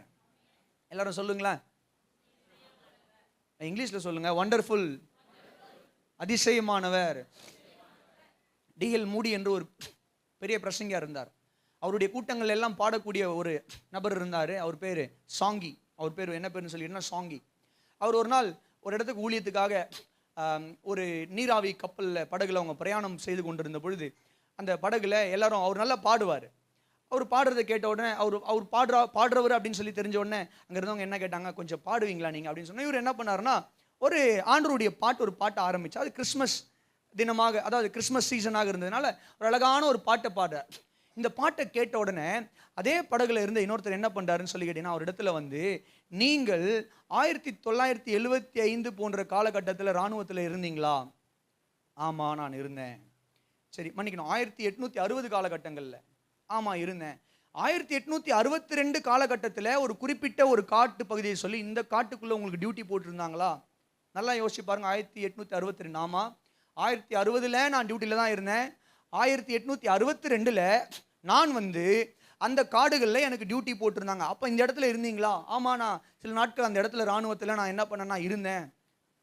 அப்படியா? அப்போ நீங்கள் இந்த பாட்டை பாடினீங்களா? இதே பாட்டை நான் அந்த இடத்துல பாடியிருக்கேன். 1862 இதே பாட்டை நான் பாடியிருக்கிறேன். அவர் சொன்னாரா, அதே இராணுவத்துக்கு எதிராக உங்களுக்கு விரோதமாக யுத்தம் நடந்து கொண்டிருக்கும் பொழுது நானும் ஆப்போசிட் கேம்பில் நான் இருந்தேன். தனிப்பட்ட விதத்தில் இங்கே ஒரு எதிர்நாட்டு இராணுவ வீரன் ஒருத்தர் இருக்கான், அவனை சுட்டுடலான்னு சொல்லி என்னுடைய கன்னை கொண்டு வந்து நான் ரெடியாக வச்சுட்டேன், உங்களை சுடுறதுக்காக நான் குறிய வச்சுட்டேன். ஆனால் நீங்கள் பாட்டு ஒன்று பாடுறதுக்கு ஆரம்பிச்சிங்க, இன்றைக்கி பாடினீங்கல்ல, இதே பாட்டை நீங்கள் அன்றைக்கி பாடினீங்க. அந்த பாட்டை கேட்ட உடனே எனக்கு உங்களை சுடுறதுக்கு மனசு வரல. கொஞ்ச நேரம் உட்காந்து அந்த பாட்டை கேட்டு கேட்டு கேட்டு கேட்டு நான் என்னை மெய் மறந்து போனேன். அதன் பின்பதாக உங்களை சுட வேணான்னு சொல்லி ஒரு முடிவு எடுத்துட்டு கன்னை எடுத்து வச்சுட்டு நான் ஓரமாக போயிட்டேன். அதுக்கப்புறம் இத்தனை வருஷங்கள் கழிச்சு இப்போ 1875 2 பேரும் மீட் பண்றாங்க. படகுல அவர் சொல்றாரு, அன்னைக்கு நான் உங்களை கொண்டிருப்பேன், சுட்டிருப்பேன், ஆனா அன்னைக்கு நீங்க பாடின பாட்டு என்னை ஏதோ பண்ணுச்சு அந்த பாட்டு, ஆனா நான் உங்களை என்ன பண்ணல, சுடலை, உங்களை நான் கொல்லலை அப்படின்னு சொல்லும் போது அப்ப சாங்கி சொன்னாராம், கர்த்தர் அதிசயமா என்னை காப்பாத்தினாரு. அல்லேலூயா சொல்லுங்களேன், அல்லேலூயா. அப்ப அந்த சாங்கி என்றவர் என்ன பண்றாருன்னா, அவருக்கு மறுபடியும் அந்த பாடலை பாடி ஜெபித்து அவரை ரட்சிப்புக்குள்ள நடத்துகிறார். நான் என்ன சொல்றேன்னா, நல்ல கவனிங்க, நமக்கு உதவி செய்யக்கூடிய அதிசயமானவராய் இயேசு பூமியிலிருந்து பிறந்தார். உங்களுடைய வாழ்க்கையில் ஒரு பிரேக் த்ரூ எதிர்பார்க்குறீங்களா? ஏதாவது ஒரு அதிசயம் வாழ்க்கையில் நடக்கணும். ஐயா ஐயா என் வாழ்க்கையில் ஏதாவது ஒரு அதிசயம் நடந்தால் நல்லா இருக்குமேன்னு சொல்லி நான் எதிர்பார்த்துட்டு இருக்கேன்னு நினைக்கிறீங்களா? இந்த காலை வேளையில் உங்களுக்கு கொடுக்கப்பட்டிருக்கிற கிஃப்ட் இருக்கு பார்த்தீங்களா, இயேசு அப்படின்ற ஒரு கிஃப்ட். இது அதிசயங்களை செய்யக்கூடிய ஒரு கிஃப்ட். அல்லேலூயா சொல்லுங்க. நான் சின்ன வயசில் அலாவுதீன் அற்புத விளக்குன்னு ஒன்று பார்ப்பேன். அதை தேய்ச்சா உள்ளே இருந்து பூதம் வரும். அப்புறம் ஜீபூம்பா அப்படின்னு சொல்லி ஒரு நாடகம் பார்ப்பேன். அந்த பென்சிலில் எது வரைஞ்சாலும் அது தெரியுமா? அதெல்லாம் பார்த்துருக்கீங்களா? அதெல்லாம் நிஜமா நடந்துட்டா நல்லா இருக்கும். அந்த மாதிரி ஒரு கிஃப்ட் நமக்கு கிடைச்சா நல்லா இருக்குமேலாம் யோசிச்ச காலங்கள் உண்டு. ஆனால் நான் சொல்கிறேன், அதை காட்டிலும் மேலான ஒரு கிஃப்ட் இயேசு நமக்கு வந்திருக்கிறாரு. நீங்கள் எதிர்பார்க்கிற அதிசயங்களை உங்களுடைய வாழ்க்கையில் செய்வார். அல்லேலூயா. நீங்கள் வரைகிறதெல்லாம் கிடையாது, நீங்கள் விளக்கு தேய்ச்சா வர்றதெல்லாம் கிடையாது. நீங்கள் அவரை நோக்கி கூப்பிடுவீர்களானால் உங்களுடைய வாழ்க்கையில் அதிசயமான கிரியைகளை அவர் வெளிப்படுத்த வல்லமையும் உண்மையுள்ள தேவனுமாக இருக்கிறார். கரங்களை தட்டி ஒரு அல்லேலூயா சொல்லுங்களேன். வாழ்க்கையில் பலவிதமான குழப்பங்கள் மத்தியில் முடிவெடுக்க, நமக்கு தீர்மானங்களை எடுக்க சரியான தெளிவும் புரிதலும் இல்லாத ஒரு குழப்பமான ஒரு வாழ்க்கையில் நாம் இருக்கும் பொழுது கூட சோர்ந்து போக வேண்டிய அவசியம் இல்லை. ஏன்னா நமக்கு கொடுக்கப்பட்டிருக்கிற பாலகன் குமாரன் யாருன்னு சொல்லிட்டீங்கன்னா, அவர் ரட்சகர் மாத்திரமல்ல, ராஜா மாத்திரமல்ல, அவர் அதிசயமானவர் மாத்திரமல்ல, அவர் நல்ல கவுன்சிலர், ஆலோசனை கர்த்தராய் இருக்கிறார், ஆலோசனை கொடுக்கிறவராய் இருக்கிறார். ஒருவேளை உங்களுடைய குடும்பத்தில் சில தீர்மானங்களை எடுக்க, சில காரியங்களை எதிர்காலத்தில் திட்டமிட, 2026 திட்டமிட சில காரியங்களை எதிர்பார்த்து கொண்டிருக்கிறீங்களா? போதுமான அளவுக்கு எனக்கு ஞானம் இல்லை பிரதர், போதுமான அளவுக்கு எனக்கு சரியான அந்த அறிவும் புத்தியும் இந்த காரியங்களை எல்லாம் குறித்து இல்லைன்னு சொல்லி யோசித்து கொண்டிருக்கிறீங்களா? இந்த காலை வேளையில் நான் சொல்கிறேன், இந்த கிறிஸ்மஸ்க்கு நமக்கு பரலோகம் கொடுத்துருக்கிற இந்த கிஃப்ட் இருக்குது பார்த்தீங்களா, அது நமக்கு ஞானத்தை கொடுக்கக்கூடிய, ஆலோசனை கொடுக்கக்கூடிய ஒரு பரிசாக இருக்கிறது. ஒரு அல்லேலூயா சொல்லுங்க. இந்த இயேசு என்கிற பரிசு உங்களுடைய வாழ்க்கையில் இருக்குமானால், இயேசு என்கிற இந்த ரட்சகர் உங்களுடைய வாழ்க்கையில் பரிசாக இருப்பாரானால், அவர் அதிசயங்களை செய்வது மாத்திரமல்ல, உங்களுடைய குழப்பமான சூழ்நிலைகளில் ஆலோசனை கொடுக்கிறவராய் இருக்கிறார். ஒரு காரியத்தை சொல்லட்டுமா? அவர் சின்ன பிள்ளையா இருக்கும் போது தேவனுடைய ஆலயத்துக்குள்ள போய் என்ன பண்றாருன்னா, பெரிய பெரிய ஸ்காலர்ஸ் கிட்ட அவர் பேசுறாரு. அவர் பேசுகிற ஞானத்தை பார்த்து, அவர் கேள்வி கேட்குற ஞானத்தை பார்த்து, அவர் பதில் சொல்லுகிற ஞானத்தை பார்த்து பெரிய பெரிய ஸ்காலர்ஸ் கூட என்ன பண்ணுறாங்கன்னா திக்குமுக்காடுறாங்க. ஆமேன் சொல்லுங்க ஒரு அல்லேலூயா. அப்படிப்பட்ட வல்லமை உள்ள இயேசு கிறிஸ்து நமக்கு ஞானமாக, நமக்கு அறிவாக இருக்கும் பொழுது, இந்த பூமியில் உங்களுடைய வாழ்க்கையில் இருக்கக்கூடிய குழப்பங்களை பார்த்து ஒரு நாளும் கவலைப்படாதீங்க. கர்த்தர் உங்களுக்கு ஒரு தெளிவை கொடுப்பார். உங்களுக்கு இருக்கிற பரிசு தெளிவு கொடுக்குற பரிசுங்க. ஒரு அல்லேலூயா சொல்லுங்களேன். அப்புறம் அவருக்கு கொடுக்கப்பட்ட நாமம் வல்லமையுள்ள தேவன். வல்லமையுள்ள தேவன் வேதத்தில் நீங்கள் வாசித்து பாருங்க. அவர் காற்றை அடக்கினார், அவர் கடலை அடக்கினார், வியாதிகளை குணமாக்கினார், மரித்தோர்களை உயிரோடு எழுப்பினார். பலவிதமான அற்புதங்களை இந்த பூமியில் அவர் வாழ்ந்த நாட்களில் செய்தார். அல்லேலூயா சொல்லுங்களேன். அவர் செய்த மகா பெரிய ஒரு அற்புதம் என்னன்னு சொல்லி கேட்டீங்கன்னா, அவர் மரித்தார், 3ஆம் நாள் உயிரோடு எழுந்தார். இன்னைக்கு அவர் செய்கிற மகா பெரிய அற்புதம் என்ன அப்படின்னு சொல்லி கேட்டீங்கன்னா, ஒரு பாவியை நீதிமானாய் மாற்றுகிறார். கரங்களை தட்டிய உயர்த்திய ஒரு அல்லேலூயா சொல்லுங்களேன். ஆமேன். அவர் சர்வ வல்லமை உள்ள தேவனாக இருக்கிறார். அடுத்தது அவர் கொடுத்திருக்கிற பெயர் இட்டர்னல் ஃபாதர். ஆமேன். நித்திய பிதா, நமக்கு நல்ல தகப்பனாக இருக்கிறார். நிறைய நேரத்தில் நம்ம உடைக்கப்படுறோம், தனிமையை உணர்றோம். ஐயோ, எனக்கு உதவி செய்ய யாருமே இல்லையே, எனக்கு ஆறுதல் சொல்ல யாருமே இல்லையே, எனக்காக பரிந்து பேச யாருமே இல்லையே, நான் அழும்போது என்னுடைய கண்ணீரை துடைக்க யாருமே இல்லையே, என்னுடைய வேதனைகளை புரிந்து கொள்ள யாருமே இல்லையே. சில நேரங்களில் தகப்பனை இழந்த பிள்ளைங்க நீங்கள் இங்கே இருக்கலாம், தாயை இழந்த பிள்ளைகள் இருக்கலாம், கணவனை இழந்த மனைவி, மனைவியை இழந்த கணவன், அல்லது இனஜன பந்துக்களை, நெருக்கமான உறவுகளை இழந்து தவிக்கிற மனிதர்கள் இந்த பூமியில, இந்த சபையில் நீங்கள் இருக்கலாம். இன்னைக்கு கொடுக்கப்படுகிற செய்தி என்ன தெரியுமா? இயேசுவானவர் உங்களுக்கு என்னவா வந்தார் தெரியுமா? ரட்சகராக மாத்திரமல்ல, ராஜாவாக மாத்திரமல்ல, அதிசயமானவராக மாத்திரமல்ல, ஆலோசனை கர்த்தராக மாத்திரமல்ல, வல்லமையுள்ள தேவனாக மாத்திரமல்ல, உங்களுக்கு தகப்பனாய் அவர் இந்த பூமியில் பிறந்தார். இயேசு நமக்கு தகப்பனாய், நல்ல தகப்பனாய் இருக்கிற ஒரு அல்லேலூயா சொல்லுங்களேன். நல்ல அல்லேலூயா சொல்லுங்க. ஒரு சம்பவத்தை சொல்லி நான் சுருக்கமாக முடிச்சிடுறேன் 5 நிமிஷத்துல. ஒரு ரஷ்யன் ஸ்டோரி, ஒரு ரஷ்யா தேசத்தில் நடந்த ஒரு விஷயம்.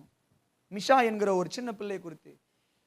ஒரு 2 அமெரிக்கர்களை ரஷ்ய தேசத்தில் என்ன பண்ணாங்கன்னா, அங்கே இருக்கக்கூடிய அந்த பப்ளிக் ஸ்கூல்ஸில் மற்றும் ஆர்ஃபனேஜஸில் மாரல் அண்ட் எத்திக்கல் காரியங்களை சொல்லிக் கொடுக்கும்படி அழைச்சாங்க. அப்போது இவங்க என்ன பண்ணாங்கன்னா, 2 அமெரிக்கர்கள் போய் ஒரு ஆர்ஃபனேஜில், அனாதை பிள்ளைகள் இருக்கக்கூடிய அந்த இடத்துல என்ன பண்ணுறாங்கன்னா, இயேசுவினுடைய பிறப்பை சொல்லிக் கொடுத்து, இயேசுவனுடைய பிறப்பை எல்லாம் சொல்லிக் கொடுத்து என்ன பண்ணுறாங்கன்னா, அவங்க அந்த சின்ன பிள்ளைங்களுக்கு ஒரு ஆக்டிவிட்டி கொடுக்குறாங்க. அவங்ககிட்ட எல்லாருக்கிட்டையுமே ஒரு கார்ட் போர்டு கொடுத்து, நீங்கள் எல்லாருமே என்ன பண்ணுங்கன்னா மேஞ்சர் செய்யுங்க. மேஞ்சர் இயேசுவானவர் கலத்தி வச்சாங்க இல்லையா, அந்த மேஞ்சர் செஞ்சு அதில் இயேசு கிறிஸ்துவை படுக்க வைக்கிற மாதிரி ஒரு காரியம் செஞ்சு கொடுங்க, ஒரு ஆக்டிவிட்டி கொடுக்கும் பொழுது அந்த பிள்ளைங்க செய்ய ஆரம்பிச்சிட்டாங்க. அப்போ ஒரு அமெரிக்கர் என்ன பண்ணுறாருன்னா, இந்த பிள்ளைகளை பார்க்கலாம்னு சொல்லிட்டு அவர் அப்படியே போகும் பொழுது ஒரு பிள்ளையினுடைய மேஞ்சருக்குள்ள 2 பொம்மை இருக்கு. இவருக்கு ஒன்றும் புரியல. தீவன தொட்டிக்குள்ள இயேசு கிறிஸ்து மட்டும்தானே இருந்தார். இப்போ இந்த பிள்ளை 2 பேரை உள்ளே வச்சிருக்கு. அந்த பிள்ளைக்கு ஒரு 6-7 வயசு இருக்கும். அப்போ அவர் போய் கேட்டார், பாப்பா, எப்பா தம்பி, என்னன்னா இயேசுவானவர் தான் தீவன தொட்டியில் இருந்தார், பக்கத்தில் இருக்கக்கூடிய இன்னொரு பர்சன் யாரு? இது இயேசுவானவர், இது இயேசு, பக்கத்தில் இருக்கிறது யாரு அப்படின்னு சொல்லி கேட்டோன்னே அந்த பிள்ளை சொல்லிச்சா, அந்த பக்கத்தில் இருக்கிறது நான் தான். அப்படியா, எப்படி நீங்கள் தான் அப்படின்னோன்னா அந்த பிள்ளையா ஒரு ஸ்டோரி சொல்லுதான். என்னன்னா, நான் இந்த மேஞ்சர் செய்யும் போது நானா ஒரு காரியம் இமேஜின் பண்ண அங்கிள். என்ன இமேஜின் பண்ணேன் அப்படின்னா, இந்த தொட்டிக்கிட்ட போகும்போது ஏசப்பா என்ன பண்ணாருன்னா என்னை பார்த்து கேட்டாரு, நான் இங்கே படுத்துக்கிட்டு இருக்கிறேன், எனக்கு இங்கே இடம் இருக்கு, வெளியே எங்கேயுமே இடம் கிடைக்கல எனக்கு, உனக்கு வீடு இருக்கா, இடம் இருக்கா அப்படின்னு சொல்லி கேட்டாரு. அப்போ நானும் சொன்னேன், ஏசப்பா உங்களை மாதிரி தான் எனக்கும் இடம் கிடையாது, வீடு கிடையாது. ஏன்னா எனக்கு அப்பாவும் கிடையாது, எனக்கு அம்மாவும் கிடையாது, அதனால எனக்கு வீடும் கிடையாது அப்படின்னு சொன்னோன்னு உடனே ஏசப்பா என்ன சொன்னார், சரி அப்போ உன்ன மாதிரி ஆளுக்கெல்லாம் நான் தான் அப்பாவா இருக்கேன், நீ வந்து என்ன பண்ணி என்னுடைய பக்கத்தில் படுத்துக்கோ அப்படின்னு சொன்னார். உனக்கு ஓகேவான்னு சொல்லி கேட்டார்.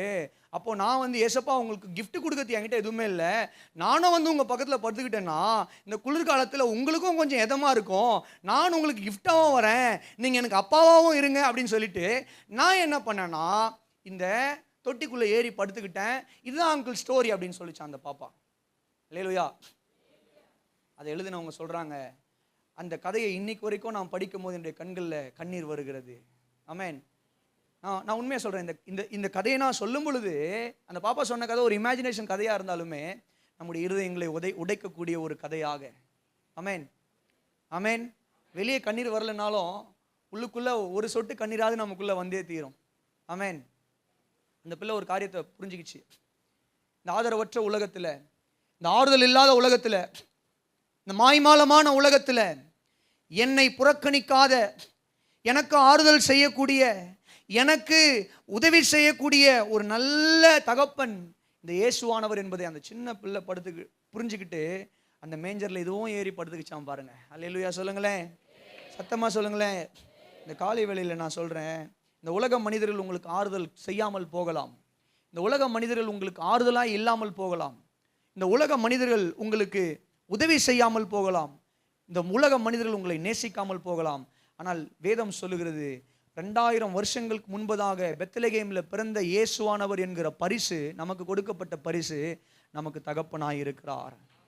சொல்லுங்க, நமக்கு தகப்பனாய் நல்ல ஒரு கம்பேனியனாக இருக்கிறார்.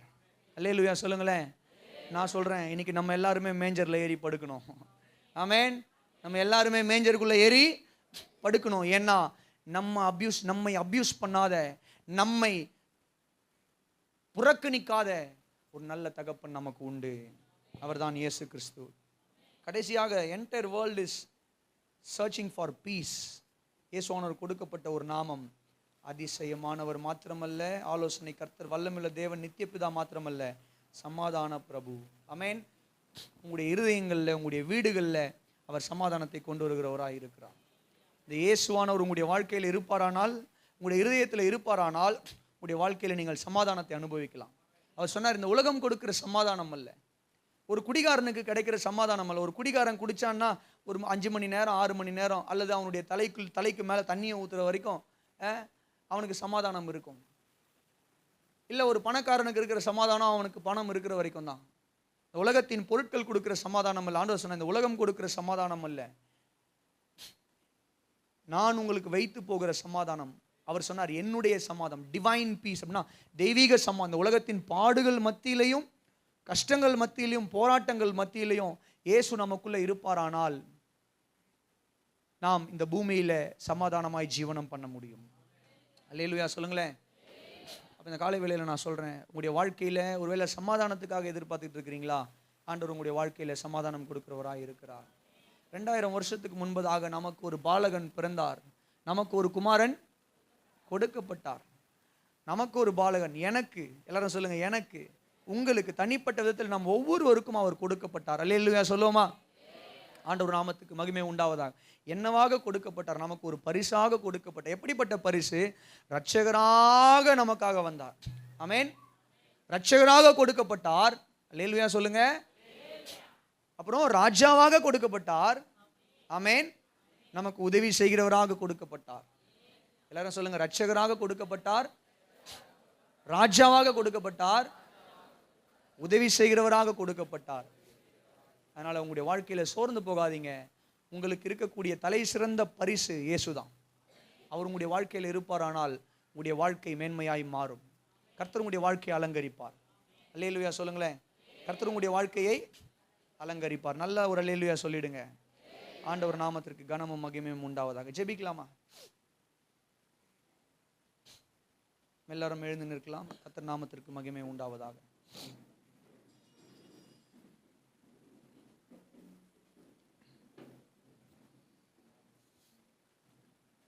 ஹல்லேலூயா. பிதாவே, உம்மை ஸ்தோத்திரிக்கிறோம். ராஜா, உமக்கு நன்றி செலுத்துகிறோம். ஆண்டவரே, உமக்கு நன்றி செலுத்துகிறோம், நன்றி செலுத்துகிறோம், நன்றி செலுத்துகிறோம். எனக்கு இரட்சகராக, எனக்கு ராஜாவாக, எனக்கு உதவி செய்கிறவராக இந்த பூமியில ஆண்டவரே பிறந்தவரே, எங்களுக்கு இரட்சகராக, எங்களுக்கு ராஜாவாக, எங்களுக்கு உதவி செய்கிறவராக இந்த பூமியில பிறந்தவரே, உமக்கு நாங்கள் நன்றி செலுத்துகிறோம். ராஜா ஆண்டவரே, இந்த காலை வேளையில் நாங்கள் கேட்ட வசனத்தின்படியாய் எங்களுடைய வாழ்க்கையில் ஆண்டவரே ரட்சிப்பு நிறைவேற எங்களை நாங்கள் ஒப்பு கொடுக்கிறோம். கர்த்தர் ஆண்டவரே, இந்த இடத்துல ஆண்டவரே நிற்கிற ஒவ்வொருவரையும் முழுமையாய் ரட்சிக்கும்படியாய் செபிக்கிறோம். ரட்சிப்புக்கு ஏதுவான ஞானத்தையும் ரட்சிப்புக்கு ஏதுவான காரியங்களையும் அவருடைய வாழ்க்கையில் அவர்கள் அறிந்து நடக்க கர்த்தர் கிருபை தருவீராக. வந்திருக்கிற ஒவ்வொரு இருதயங்களை ஆளக்கூடிய ராஜாவாக ஆண்டவர் நீர் ஒவ்வொருவருடைய இருதயங்களை ஆளுகை செய்யும்படியாய் செபிக்கிறோம். ஒவ்வொரு இருதயங்களையும் கர்த்தர் ஆளுகை செய்வீராக. ஆண்டவரே, உதவி செய்கிறவராக, அதிசயமானவராக, ஆலோசனை கர்த்தராக, வல்லமையுள்ள தேவனாக, நித்திய பிதாவாக, சமாதான பிரபுவாக ஆண்டவர் நீர் எங்கள் ஜனங்கள் ஒவ்வொருவருடைய வாழ்க்கையில நீர் கிரியை செய்யும்படி ஆய்ச்சிபிக்கிற ராஜா. ஆண்டவரே, இந்த காலை வேளையில எந்த விதமான ஜப குறிப்புகளோடு, எந்த விதமான தேவைகளோடு அவர்கள் இந்த இடத்துல நின்று கொண்டிருக்கலாம், அவர்களுடைய மன வாஞ்சைகளை நீ நிறைவேற்றுவீராக. அவர்களுடைய மன வாஞ்சைகளை நீ நிறைவேற்றும்படியாய் ஜெபிக்கிறோம் ஆண்டவரே. ஹல்லேலூயா. கர்த்தர் வந்த ஒவ்வொரு தேவ பிள்ளைகளையும் ஆஸ்வதிங்க. அவர்களுடைய வாழ்க்கையில் இருக்கிற குறைவுகளை எல்லாம் கர்த்தர் நீர் எடுத்து போட்டு மகிமையாய் நீர் நடத்துங்க. இயேசுவின் மூலம் ஜெபிக்கிறோம் எங்கள் நல்ல பிதாவே, ஆமென். கரங்களை உயர்த்தி நல்ல ஒரு அல்லேலூயா சொல்லுமா? ஹல்லேலூயா.